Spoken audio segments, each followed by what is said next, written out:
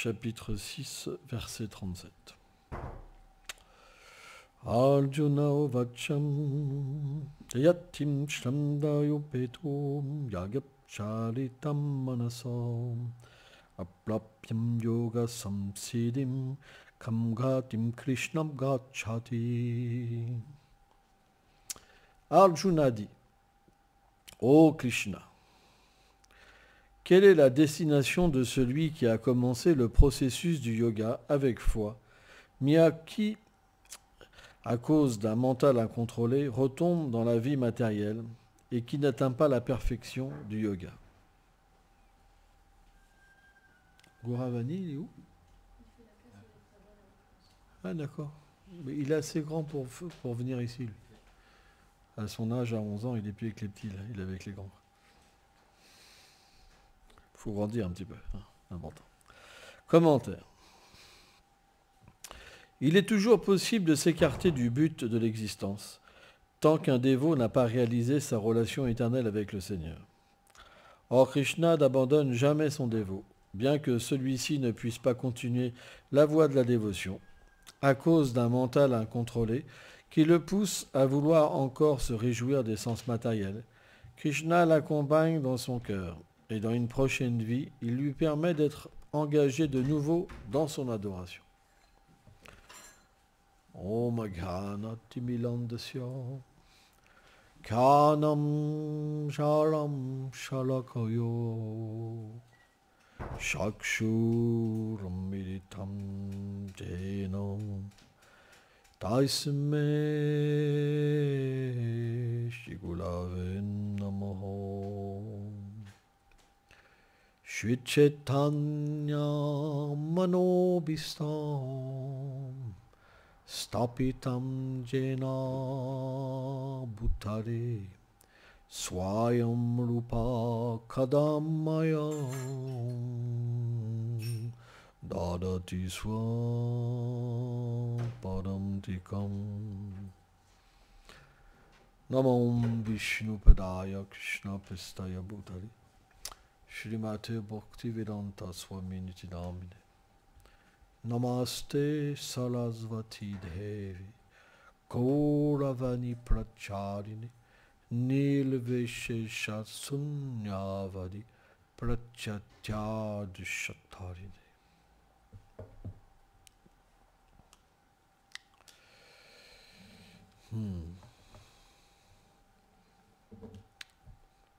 Dans la Bhagavad Gita, Krishna explique la nature de l'être vivant.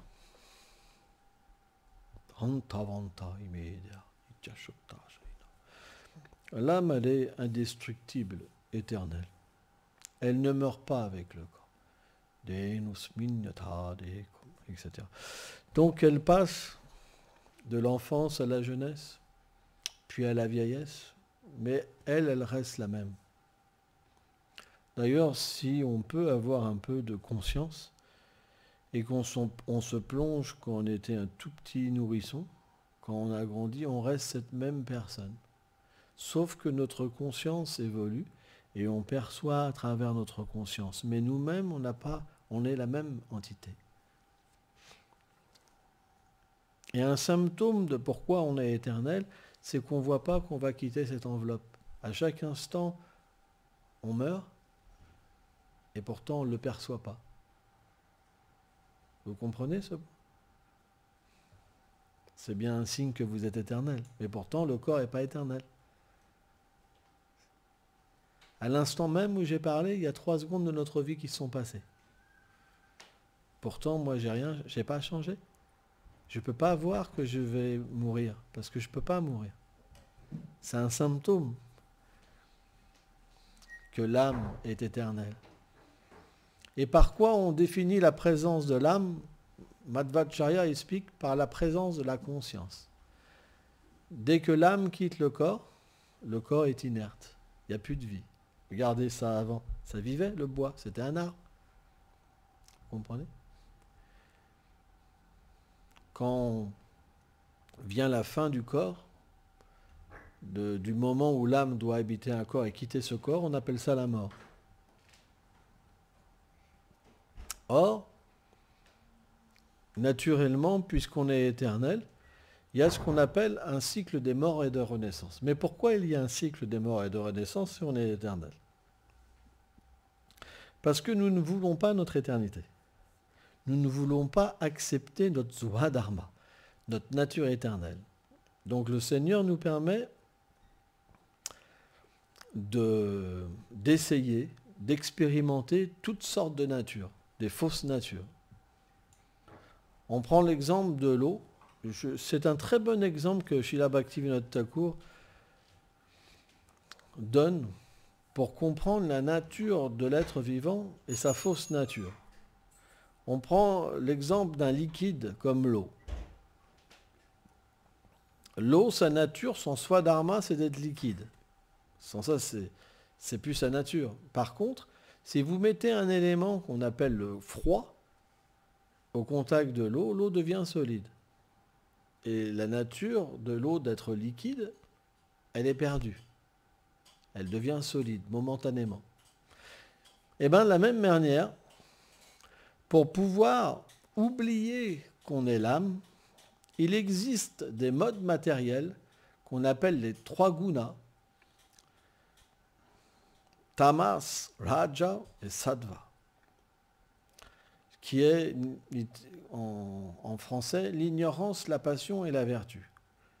Quand l'âme entre en contact avec l'ignorance, la passion et la vertu, elle acquiert une fausse nature, ahankara, le faux ego. Et à travers ces ahankara, elle obtient aussi un corps externe, une conscience, et elle s'identifie à ce qu'elle n'est pas. Donc le processus spirituel, authentique, je parle authentique, il y a plein de sortes de processus inventés, c'est un processus qui permet à l'eau d'arrêter d'être solide, mais de devenir liquide. Donc ça veut dire la chaleur du soleil. Or, la connaissance, elle est considérée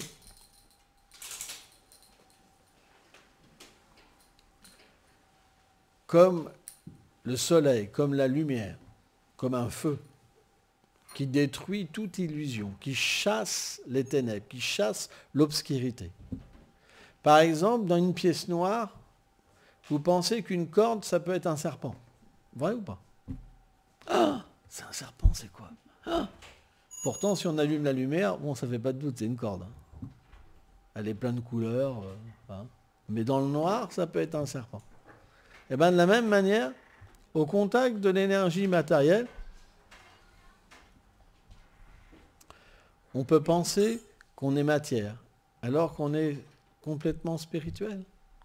Donc le processus spirituel, c'est de permettre de dissoudre l'ignorance et de permettre à l'âme de se rappeler qui elle est. Or, il se peut que cela peut prendre plusieurs vies. Parce que évoluer, c'est très difficile. Il y a des gens, par exemple, ils sont en couple avec une personne qui les fait vraiment souffrir, et pourtant ils ne peuvent pas quitter la personne et changer de vie, par exemple. Ça existe. Parce qu'il y a la cause, c'est l'attachement. Il y a un attachement. Pourtant, c'est que de la souffrance, mais il y a un attachement. Quand on est attaché à quelque chose d'imparfait, on souffre. Quand on est attaché à quelque chose de parfait, on devient heureux. Et quand on est attaché à quelque chose de transcendantal, on se libère de l'ignorance. Bienvenue. Donc, ce processus est comme un éveil de la conscience. Il y a ce qu'on appelle le Sanatana Dharma. Le Sanatana Dharma, c'est ce qu'on appelle le Jiva Dharma. Quelle est la nature de l'être dans l'éternité? Krishna Chaitanya. Chaitanya, ça veut dire la conscience. Et Krishna, ça veut dire la vérité absolue. Quelle est notre conscience dans la vérité absolue? Donc, de la même manière qu'un enfant, on prenait ce verset, Denosmin Yatade, il passe d'un moment où il sort du ventre de sa mère vraiment dans l'ignorance. Il passe son temps à dormir, c'est une réalité, et il ne peut pas utiliser même ses membres d'une façon parfaite. Au début, un enfant, il ne sait pas marcher, pourtant la propension est là. Tout est là. Mais ce n'est pas développé. De la même manière, au niveau spirituel, on peut, à cause d'une mauvaise association, empêcher le développement de la conscience et rester avec une conscience atrophiée. Les écrits védiques expliquent que la conscience peut être à ce point atrophiée que l'être vivant, l'être humain, il peut être semblable à l'animal. Qu'est-ce que fait un animal? Il mange, il se reproduit, il dort, il se défend. Si l'être humain n'établit que ces 4 principes dans sa vie, il est comme un animal. Parce que le principe universel de la conscience humaine, c'est de pouvoir réaliser quelle est l'âme.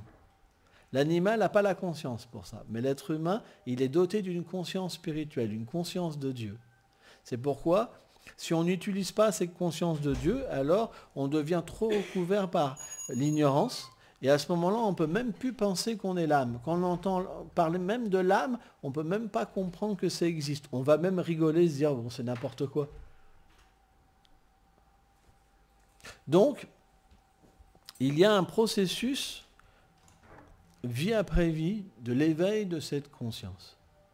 C'est pourquoi chacun ne perçoit pas la spiritualité de la même manière. Il y a 3 principes de spiritualité qui peuvent se diviser en plein de ramifications. On va appeler karma, gyan et bhakti. Karma, c'est l'action intéressée. On va adorer, accepter une conscience supérieure pour le bonheur matériel ou une destination supérieure matérielle comme le paradis, par exemple. Ça, c'est une sorte de conscience. C'est lié à l'identification au corps. Ça veut dire qu'on adore une vérité absolue en relation, en pensant que je suis ce corps. Donc à ce niveau-là, on va penser je suis hindou, je suis chrétien, je suis musulman, je suis bouddhiste, par exemple. Il y a une identification avec une conception matérielle. Bienvenue Sophia. Je suis contente de te voir. Sophia, elle vient d'Ukraine. Là, elle est arrivée la semaine dernière. Et donc, à ce niveau de conscience, on établit une relation avec Dieu. Alors, vous l'appelez comme vous voulez, mais simplement pour un moyen d'avoir une récompense. Il y a un niveau plus élevé qu'on appelle Gyan. Gyan, c'est des personnes qui peuvent comprendre que l'adoration n'est pas destinée à avoir des choses qui sont temporaires. Par exemple, si on prie pour une machine à laver, je ne sais pas, bon, c'est pas le but de l'existence. On peut très bien l'avoir sans prier, quoi. Hein. Donc quelqu'un qui est sur la plateforme du Gyan, il a une conception qui est différente, c'est qu'il conçoit qu'il est l'âme et qu'il est différent du corps. Donc il y a une conception d'éternité. À partir de là, il veut atteindre la libération du cycle des morts et des renaissances. La seule chose, c'est qu'au niveau du Gyan, on ne comprend pas la nature de l'âme. Par exemple, on a des yeux, on a des mains, ça veut dire qu'il y a le sens du toucher, il y a le sens de l'odorat, mais d'où viennent toutes ces facultés? En fait, les Védas, certains écrits védiques expliquent que l'âme est dotée de sens spirituels. C'est simplement que ces sens sont recouverts. Donc au niveau du Gyan, on pense que l'âme est impersonnelle. Elle ne peut pas avoir de forme. Parce que l'expérience de la forme, c'est juste une cause de souffrance. Quand je pense que je suis le corps, je m'attache à d'autres formes et je souffre. Donc, on va se retirer de la conception corporelle et la conception des formes pour adorer la conscience universelle, cosmique. Et donc à ce niveau-là, la relation qu'on a avec la conscience cosmique, avec Dieu, c'est une nature énergique. C'est à travers l'énergie. On ne peut pas réaliser véritablement la nature de l'âme. Ça ne suffit pas. Mais on peut se détacher de l'attachement matériel et vivre quelque peu dans la vertu et atteindre le plan Atma Tattva, de vivre dans la vérité de l'âme. À partir de là, quand on médite, on goûte la félicité intérieure de nous-mêmes. Et on peut complètement s'extraire du plaisir des sens. Ça veut dire qu'on n'a plus besoin de quiconque pour trouver le bonheur. On le trouve en soi. C'est l'éveil du soi, Atma Tattva. Mais sur ce plan, on n'établit pas de relation avec la vérité active, mais passive. Ça veut dire que sur ce plan, il n'y a pas de diversité spirituelle, il n'y a pas de sentiment spirituel. C'est passif, Brahman. Un plan un peu plus élevé, on appelle Paramatma, c'est que le Seigneur se manifeste en tant que l'âme suprême et il accompagne tous les êtres. Ça veut dire que la Bhagavad Gita explique que dans chaque corps, il y a deux entités, l'âme suprême, Paramatma, et l'Atma. Para, ça veut dire la grande âme, et Atma, ça veut dire l'âme. Il y a deux personnalités. On prend l'exemple, les Upanishads prennent l'exemple d'un arbre avec deux oiseaux. Il y a les fruits vertueux et les fruits impies. Et il y a un oiseau qui observe celui qui mange les fruits du karma. Cette personne, cet oiseau, c'est le Seigneur suprême. Il suffit que l'oiseau tourne sa tête vers lui pour comprendre l'illusion matérielle et s'en libérer. Mais tant qu'elle picore les fruits en pensant qu'elle est l'auteur de l'action et le purusha, le bénéficiaire, à ce moment-là, elle reste conditionnée par sa propre action.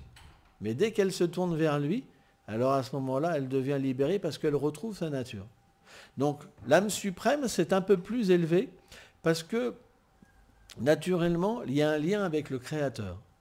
Et l'être vivant peut entendre le Seigneur directement dans son cœur et voir le Seigneur partout présent dans le cœur des êtres vivants. Mais les grands dévots du Seigneur expliquent que l'âme suprême, dans sa fonction de maintenir l'univers et de donner le fruit de chaque activité à tous les êtres vivants, elle est plus, liée à réciproquer avec l'être vivant qu'à lui révéler sa réalité éternelle. Ça veut dire que Yatamam Papadante, le Seigneur sur ce plan d'existence réciproque simplement avec le désir de l'être. Or, comme l'être vivant, par lui-même, son désir, il évolue, mais il n'est pas toujours pleinement pur, cette pleine vérité concernant l'âme ne peut pas être pleinement atteinte encore sur ce plan Paramatma. Tattva Vivek. Bhakti Tattva Vivek. Donc, quel est le plan qui permet de comprendre la nature de l'âme? Bhaktyamam abjanati. En fait, Krishna explique dans la Bhagavad Gita que seule la pure dévotion peut permettre de comprendre la pure nature de l'âme. Donc quand le désir devient vraiment pur, quand on s'associe avec des purs dévots et que le désir est pur, on peut comprendre à ce moment-là que la transcendance, elle a aussi une forme parce qu'on a une forme. Elle a aussi des sentiments parce qu'on a des sentiments. Elle a aussi des sens parce qu'on a des sens. Elle a de l'amour parce qu'on a de l'amour. Elle peut créer parce qu'on peut créer. Tout est, finalement, on peut comprendre que l'âme est une partie intégrante du Seigneur suprême, sauf que le Seigneur n'est pas un être ordinaire. Il est tout puissant et infini. Mais à la fois, tout ce qu'il y a dans sa création est aussi en lui. Donc la forme, les sentiments, les échanges existent dans sa demeure éternelle. Donc Bhakti, ça veut dire qu'on va servir le Seigneur d'une manière désintéressée, mais pour éveiller cette relation éternelle. Et les Védas expliquent que c'est le plus haut but de l'existence, Vimukti. Une personne qui atteint ce plan d'existence, alors il peut comprendre son éternité et voir directement le Seigneur dans sa demeure en méditation et se voir lui-même en train d'offrir un service. Or, cette plateforme de vie, on appelle ça prema, l'amour. Mais ce n'est pas l'amour de ce monde. Puisque le Seigneur est illimité, les sentiments qu'une personne peut expérimenter dans le corps spirituel sont aussi illimités. Donc, pour revenir à ce verset, on évolue vie après vie dans différents états de conscience jusqu'à atteindre ce Jivadharma, cette conscience éternelle. C'est pourquoi le Seigneur se manifeste sous différentes formes, différentes religions, différents courants. Ce n'est pas opposé. C'est simplement que chacun, selon son expérience, a une vision de la vérité et il va s'adresser à cette vérité qui est la même, et cette vérité, elle va s'adresser à lui selon sa conscience. En fait, la Bhagavad Gita explique que le Seigneur, à ce moment-là, il donne la foi à l'être vivant, la force, et il prend cette forme que l'être vivant veut. Et c'est grâce à ça que le Seigneur va le faire évoluer vie après vie jusqu'à atteindre sa conscience éternelle. Bon, on peut se dire, mais pourquoi il fait ça? Parce que le Seigneur ne force jamais personne. Jamais. Il faut que les choses viennent de lui, et le temps est une illusion. Parce qu'une fois qu'on devient une âme réalisée, c'est comme si on n'avait jamais quitté même une fraction d'instant le Seigneur suprême. Tout disparaît. C'est pourquoi, quand une personne n'arrive pas à ce but, le Seigneur, dans une vie prochaine, il lui redonne tout ce qu'elle a parcouru. Ça veut dire qu'elle peut pendant un moment oublier, et d'un seul coup, elle s'éveille à sa réalité qu'elle avait déjà parcourue dans ses vies passées, et elle recommence. C'est pourquoi, dans la Bhagavad Gita, c'est expliqué Nha Biklama Nasosti. Jamais rien n'est perdu. Jamais. Sur cette voie. Jamais. Le moindre effort, le moindre petite chose, c'est redonné. C'est ce qu'on appelle la Sukriti. En fait, c'est comme un compte en banque, c'est comme quelque chose qui s'accumule, c'est la foi.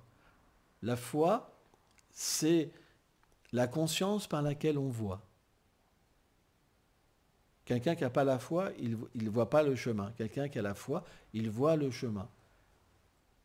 Il peut voir qu'il y a derrière toute chose. En fait, le premier niveau, Brahman, c'est juste comme les rayons du soleil. Le deuxième niveau, Paramatma, c'est comme voir la planète. Et le troisième niveau, c'est voir qui est à l'intérieur de la planète.